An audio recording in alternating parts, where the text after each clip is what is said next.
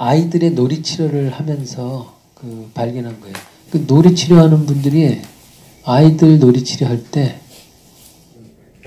여기에 인형이라고 장난감 이러면 이렇게 한다고 그래? 이게 뭘까? 박수 치는 걸까? 이게 뭘까? 엄마랑의 성관계. 엄마 아빠가 이렇게 붙어 있는 거고, 붙어 있는 인형을 또 찢기도 해. 찢어가지고 막 버리기도 하고, 붙어 있는 거에 대한 시기심이 있어가지고,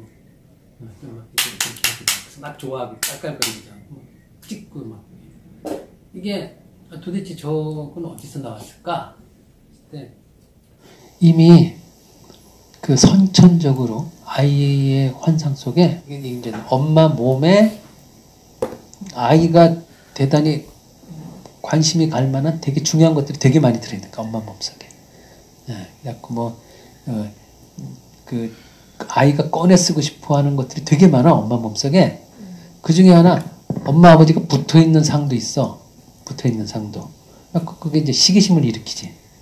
엄마 아버지가 붙어 있다는 건 이미 삼자 관계를 알고 있다는 소리지 않아, 이게.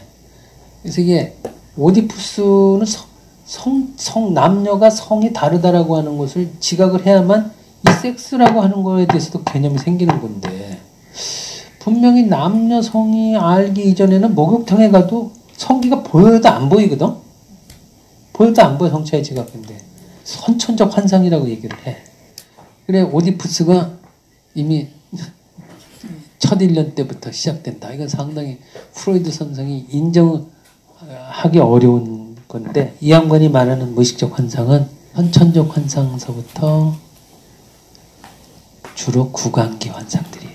프로이드의 유아성 환상하면 대단히 아주 매혹적이고 낭만적이고 정열에 불타오르네요.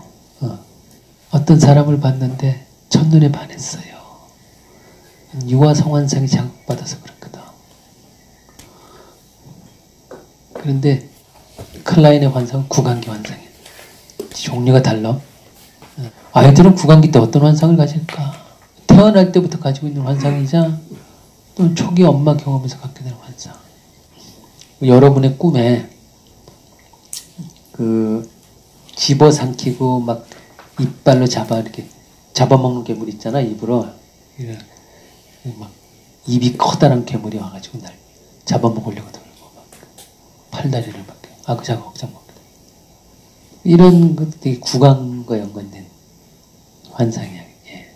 어떤 사람이 뭐 고통을 호소할 때나 어떤 괴물을 형상할 때 주로 이 날카로운 이빨로 나를 집어삼키려고 들고, 그럼 다 구강 환상과 연관된 거예요. 또 입에서 갑자기 뭐 여러 가지 오물이 나온다거나. 클라인은 욕동이론과 대상관계 이론을 고유하게 결합시켰어요. 그래서 클라인이 프로이드의 죽음 욕동 이론을 특히 주목을 해가지고 1차 세계대전을 겪었으니까 진짜 끔찍하거든. 그래서 그 죽음 욕동 이론을 주목해서 도대체 인간한테 어떻게 저렇게 파괴적인 게 나올 수 있어? 유럽이 너무 오랫동안 전쟁이 안 일어나서 막 전성기였었는데 1차 세계대전으로 완전히 그냥 끔찍한 일을 겪었죠. 저렇게 어마어마한 파괴성이 언제 어떻게 나올까? 여러분도 지금은 뭐 그럭저럭 여러분의 파괴성을 이렇게 해소시켜주는 문화적 혜택, 여러 가지 혜택이 있으니까 이런 정도지. 어떤 혜택도 주어지지 않고 계속 고통만 있게 돼봐. 전쟁이 일어나봐, 그러고. 어떻게 될 거야? 원초적 상태로 돌아가게 될 거야. 원초적 상태에서. 잠자던 파괴욕동이 일깨워지면 어떻게 될지 몰라, 인간이. 그래서 이 죽음 욕동을 잘 소화해내서 삶의 욕동이 더 이렇게 잘 이렇게 골고루 인격에 스며든 이렇게 순환되는 그런 인품이 있고, 어떤 순간에 좋았다가 갑자기 그냥 파괴욕동으로 막 사람을 그냥 경로를 하고 막 파괴하고 이런 사람도 있고. 도대체 이 오리진이 어디서 나온 거야? 했을 때 하여튼 구강기 하여튼 여러 가지. 그래서 이 욕동 이론과 이 욕동을 어떻게 해야지 잘 해소할 수 있는 거야? 했을 때 이게 대상의 역할이 되게 크구나. 그래갖고 이제 최초 대상. 그 중에서 특히 오디푸스 대상보다 최초 대상. 근데 요즘에 와서는 오디푸스 대상과 그 최초 대상 두 가지 다 파괴역동을 제어하는데 순기능을 해요. 근데 1차적으로 최초 대상이 너무 중요하다. 모든 만성적 정신 문제의 근원에 엄마가 있다. 뭐 이런 거예요. 구강기 엄마. 그러니까 욕동 이런 거 대상관계를 잘 조화시켰어요. 그 다음에 공격성이 기반이 되는 죽음욕동의 작용에 많은 역할을 했는데, 이 죽음욕동 여러분, 아니면 그냥 끝장내버리지 뭐 죽어버리지 뭐 이렇게 하면 이게 더 완전 극단적 언어잖아 이게. 예. 죽음 불안에 시달리는 사람은 가장 진짜 센 불안인 거예요. 예. 멸절 불안, 죽음 불안. 조기 엄마 관계 어떻게 결핍이 있는 거지. 박탈이 있고. 근데 그 죽음 욕동과 죽음 불안은 좀 다른 거 아닙니까? 죽음에 대한 불안은 일반적으로 그냥 우리가 알고 있는 거잖아. 다 죽은 거 불안하잖아. 죽음 욕동이라는 거는 좀 다르지 않습니까? 아, 이게 다른데요. 왜 연관이 되냐면요. 죽음 욕동이 엄마에 의해서 처리가 안 됐을 때 아기가 그거를 주체하기가 어렵거든요. 그랬을 때 그거를 해소하는 방법 중에 투사가 있어요. 투사.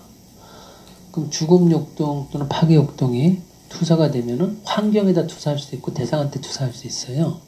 그 환경에 투사하면은 이 환경이 나를 파괴하려고 드는 위험한 환경으로 지각이 돼요. 그럼 거기서 이제 박해불안과 죽음 불안에 시달리는 거죠. 그래서 이제 연관이 된다는 거예요. 그 투사적 동시 때문에. 욕동은 대상을 지향하며, 아까 오브젝트 시킹 한다 그랬잖아요. 욕동은 대상을 지향하며, 그 리비도가 또는 에로스가 대상을 지향해요. 꼭 성적 결합이 아니더라도 그냥 대상 자체가 갖고 있는, 대상이 있고 없고에 따라서 존재의 삶의 어떤 질감이 너무 달라지게 느끼는 사람은 대상이 가령 파트너 어떤 사람하고 사귀다가 그 대상하고 결별을 해도 좀 약간 타격은 입더라도 근본적으로 막 흔들리지 않은 그런 사람은 초기 유년기에 최초 대상이 마음속에 안정적으로 자리 잡은 사람이에요. 긍정적 엄마상이에요. 모든 정서 활동과 방어는 대상관계에 연결되어 있다. 그래서 이 최초 대상이 좋은 관계를 잘해줬으면 원시적 방어 기제에 더 이상 집착하지 않아도 돼요. 예. 최초 대상이 죽음 역동을 또는 파괴 역동을 잘 해소시켜줬으면 투사와 투사적 동의시를 덜 사용하게 돼요. 분열도 덜 사용하게 되고. 해소시켜주지 못하면 분열시키던가 투사하던가 둘 중에 하나야. 분열시키는 건 완전히 정신이 저 내면 속에다 가둬두는 거고, 투사는 바깥으로 배설하는 거예요. 둘 다 부작용이 있지. 투사하면은 그 대상이 너무 위태롭게 무섭게 느껴질 것이고, 분열시키면 내부에서 보이지 않게 부정적인 작용을 일으킬 것이고. 그래서 이 투사와 내 사이에서 수많은 내적 대상이 형성이 되는데, 이 사람의 내적 대상 세계가 어떤가? 이게 되게 중요한 거지. 최초 죽음 역동을 최초 대상이 제대로 아기한테 해소시켜주지 못해서 죽음 욕동이 투사되고 내사되는 그 과정 속에서 형성된 내적 세계를 갖고 있는 사람과 죽음 욕동이 해소가 돼가지고 삶의 욕동을 투사하고 내사한 사람과 내면 세계가 다른 거야. 에? 어떤 사람 만나면 내부 세계에 쌀벌한 내면 세계로 가득 차 있어. 내적 대상들. 쌀벌한. 그래서 나는 아라고 얘기를 했는데 저 사람은 왜 나를 공격했어? 그리고 당신이 이렇게 하면 당신한테 별로 안 좋아요. 라고 얘기했는데 왜 나를 공개 비난하는 거야? 막 이렇게 막 격노할 수 있어. 이게 내적 대상 세계가 좋은 대상들이 별로 없는 거야. 그래가지고 좋은 자극을 줄 때는 막 구원자 같이 이렇게 되는데 나쁜 자극을 주면 고통 자극에 견디지 못하는 아이가 유하잖아. 어른은 웬만한 고통도 바라봤잖아.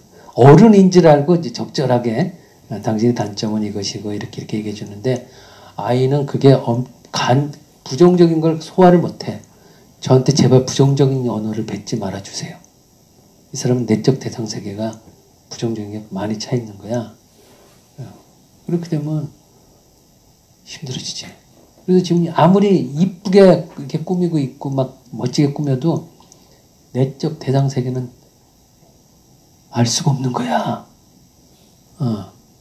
매력적인 남자하고 매력적인 여자가 외적으로 잘 꾸미는데 겉모습 보고 이렇게 선택하고 그러는데 내적 대상 세계를 볼 겨를이 없는 거지. 내적 대상이 이렇게 부정적인 내담자들이 주로 오잖아요. 상담실에는. 그래서 되게 미성숙하고 이기적이게 상담자가 부정적인 언어를 그 부정적인 언어에 대해서 이렇게 객관적인 표현을 해도 비난으로 받아들이기 때문에 이런 분들은 다시 키워내야 되기 때문에 충분히 지지하고 그 내적 대상의 엄마 역할을 그것에 그야말로 오리진한 접근법을 안내한 것도 클라인서부터 시작되죠. 클라인 그 다음에 위니까 전부 다. 근데 최초 그 사람이 갖고 있는 파괴 역동을 해소해주는 역할을 하고 난 다음에 뭔가를 지적을 해야지 수용을 하지. 파괴 역동이 계속 들고 있는 상황에서 이렇게 하면 안 들어간다는 거죠. 네. 죽음 역동이라는 게 과연 저는 있는가라는 게 되게 의심스럽거든요. 저는 철학하기 때문에 그는 증명할 수 없는 거를 있다라고 저는 보고요. 공격성이나 파괴성이 있는 건 맞아요. 근데 그거의 근거와 원인을 죽음 욕동이라는 것을 설명하는데 너무나 형리사학적 설명이 들려요. 저는. 프로이트가 죽음 욕동이라는 그 개념 용어를 등장시켰을 때 그 제자 그룹들 대부분 의사들이 이거는 사변의 영역이지 과학의 개념으로는 인정하기 어렵다. 그렇죠. 그래서 논란이 많이 됐어요.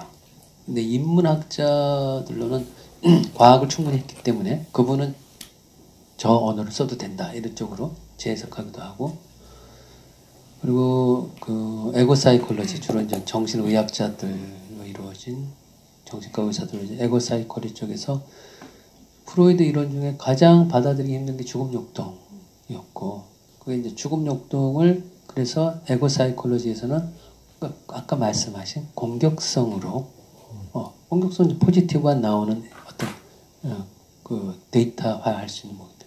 그래서 공격성으로 약간 변화시켜서 했는데 인문학을 하는 분들로는 그게 공격성으로 하기 때문에 또 이렇게 질감이 많이 달라져서 많이 달라져요.